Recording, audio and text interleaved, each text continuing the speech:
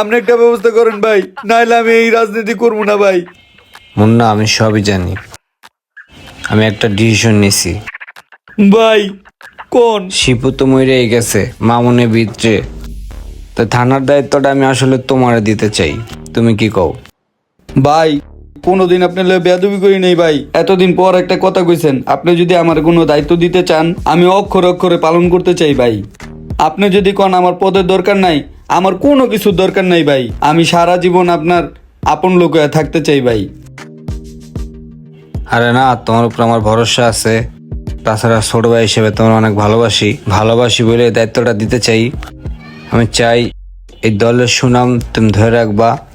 আর সবসময় তো একটা কথাই বলি, মানুষের পাশে থাকবা, মানুষের সেবা করবা। আমার অন্য কোনো চাহিদা নাই, আমার শুধু একটাই চাহিদা, মানুষের সেবা করা। ঠিক আছে, তাহলে থানার দায়িত্বটা পালন করো।